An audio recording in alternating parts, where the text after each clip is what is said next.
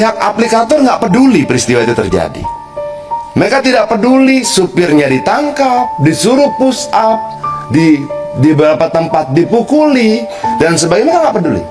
Nah, di sisi yang lain begini, dulu banyak sekali R4, R2 yang ditangkap di bandara. Ditangkap di Bandara Soekarno-Hatta, di Halim, Adi Sucipto, di Surabaya dan sebagainya. Lalu saya mendatangi mereka. Kalau di Soekarno-Hatta itu lebih keras lagi tuh. Mereka ditangkap, ditahan 6 jam, disuruh push up. Sampai akhirnya saya telepon direktur dirutnya Angkasa Pura II kalau tidak salah, dan saya bacakan pasal sama dia bahwa itu termasuk pasal penyanderaan.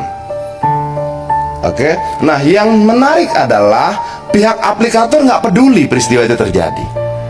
Mereka tidak peduli supirnya ditangkap, disuruh push up, di beberapa tempat dipukuli dan sebagainya, mereka nggak peduli. Mereka nggak peduli mobilnya rusak. Mereka tidak peduli SIM-nya habis.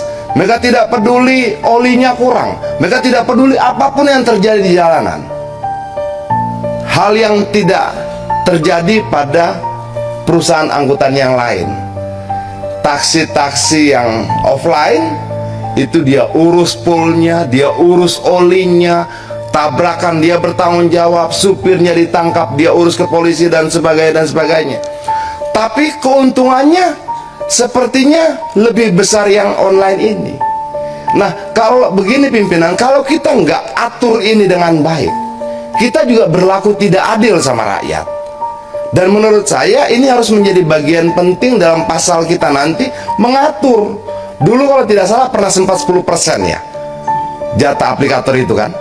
Dan dia naik terus 10, 15, 20. Dalam prakteknya di atas 20. Nah, menurut saya sambil kita menunggu, jika diizinkan pimpinan, sambil kita menunggu proses revisi undang-undang ini, memungkinkan tidak ini kita jadikan kesimpulan untuk kita sampaikan pada Menteri Perhubungan agar tarifnya diturunkan lagi jadi 10%. Kenapa nggak punya tanggung jawab apa-apa?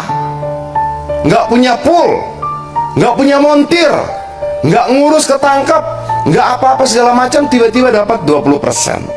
Kalau kita tidak atur ini, percayalah, kita baik pada mereka, tapi berlaku tidak adil pada perusahaan angkutan yang lain.